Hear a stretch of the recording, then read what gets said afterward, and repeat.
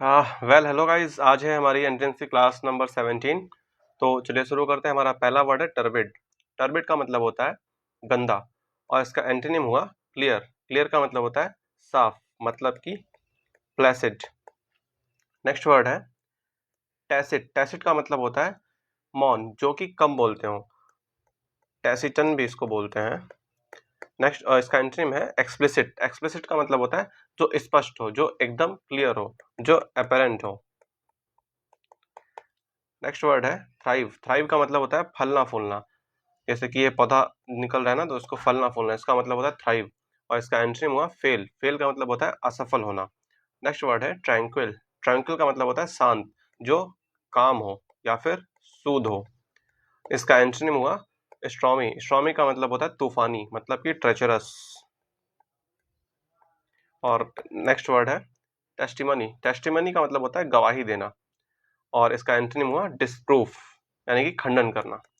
Next word है टेम। टेम का मतलब होता है पालतू, जो डोसाइल हो या फिर सीधा साधा हो, उसको बोलते हैं टेम।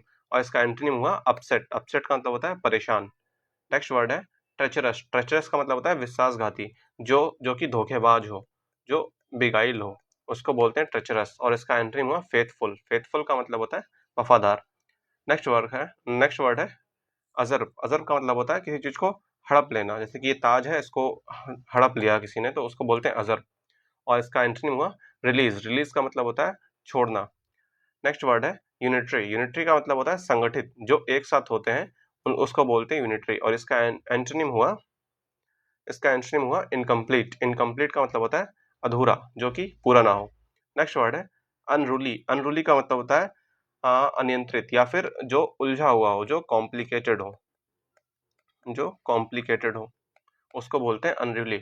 और इसका एंटोनिम हुआ वेल बिहेव्ड। वेल बिहेव्ड का मतलब होता है सुलझा हुआ। नेक्स्ट वर्ड है अप्रोर। अप्रोर का मतलब होता है हंगामा। हंगामा मतलब कि शोर करना, क्लैमर। और इसका एंटोनिम हुआ काम। काम का मतलब होता है शांत या फिर शोध। नेक्स्ट वर्ड है विस्टा। विस्टा का मतलब होता है कोई अच्छा सा दृश्य, कोई सीनरी, उसको बोलते हैं विस्टा। और इसका एंटोनिम हुआ ब्लाइंडनेस। ब्लाइंडनेस का मतलब होता है अंधापन। नेक्स्ट वर्ड है वैनिटी। वैनिटी का मतलब होता है घमंड, मतलब कि कंसीट या फिर एरोगेंट। और इसका एंटोनिम हुआ मॉडेस्टी। मॉडेस्टी मतलब विनम्रता, मतलब कि पोलाइट। नेक्स्ट वर्ड है वाइल। वाइल का मतलब होता है घिनौना।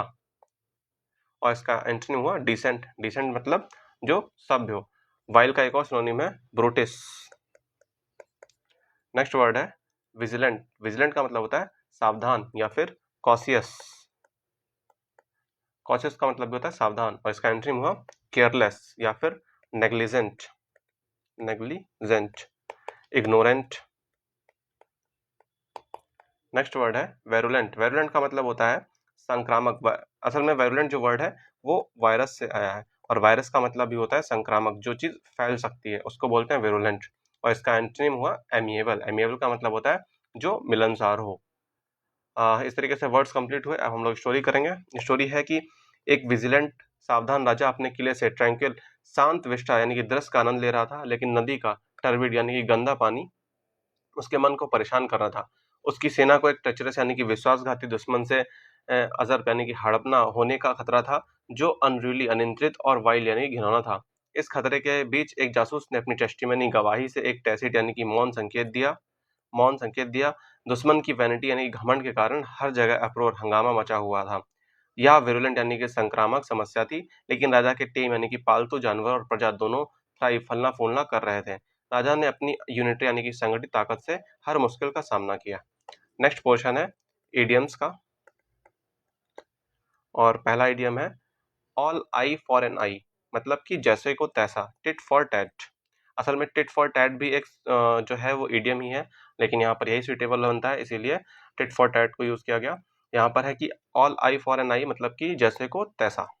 नेक्स्ट इडियम है under the rose. Under the rose का मतलब होता है जो सीक्रेट तरीके से हो, जो कि कोवर्ट हो, उसको बोलते हैं अंडर द रोज यानी कि सीक्रेटली। नेक्स्ट इडियम है सी पिंक एलिफेंट। सी पिंक एलिफेंट का मतलब होता है हेलुसिनेशन, जो ऐसी चीज जिस पर विश्वास नहीं किया सकता।